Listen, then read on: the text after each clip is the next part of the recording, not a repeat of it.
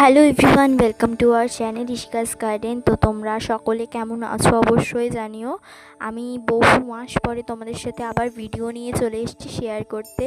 2 মাস পরে আমি তোমাদের সাথে আবার ভিডিও শেয়ার করছি। তো 2 মাস ধরে আমার ভিডিও না শেয়ার করার কারণটা হলো একটাই, আমার দাদু মানে আমার ঠাকুর দাদা পরলোক গমন করেন হচ্ছে গিয়ে জুন মাসে। তো সেই কারণে আমি তোমাদের সাথে কোনো রকম ভিডিও শেয়ার করতে পারিনি। তোমরা কিন্তু কেউ আমাকে ভুলে যাবে না, আমি আবারও তোমাদের সাথে ভিডিও শেয়ার করব। আর এই দেখো আমার রজনীগন্ধা ফুল গাছে স্টিকে ফুল ধরে ফুল ঝরে গেল। এখন মাত্র একটাই ফুল আছে, আমি তোমাদের সাথে এখন শেয়ার করছি।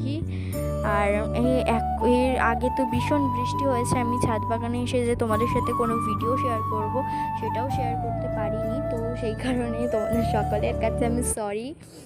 আর আমার বাড়ির পাশে যেই নার্সারিটা আছে সেই নার্সারিটা মানে যেখান থেকে আমি আর কি সমস্ত রকমের গাছ কিনি, গাছ সার থেকে ইত্যাদি ইত্যাদি। তো সেই নার্সারিটাকে কি তোমরা দেখতে চাও? দেখতে চাইলে অবশ্যই কমেন্ট করো, আমি তোমাদের সাথে পুরো নার্সারিটাকে শেয়ার করব যে ওইটা নার্সারিটা কেমন ঠিক। আর আর আকাশটাকে তো দেখে পুরো মনেই হচ্ছে যে মা আসছে আর কদিন পরে।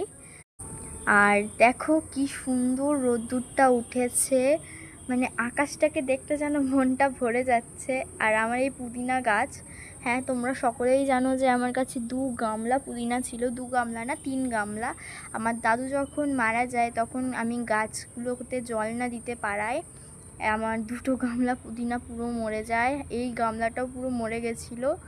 আমি সব ডাল কেটে পুরো গাছটাকে ন্যাড়া করে দেওয়াতে গাছে আবার পুদিনা হয়। আর এখন গাছের এটাই আপডেট, আবারও গাছে ভরে ভরে পুদিনা পাতা হয়েছে, আবার নতুন জায়গায় লাগাবো পুদিনা। তো আজকের মতন এতটুকুনি, বাই।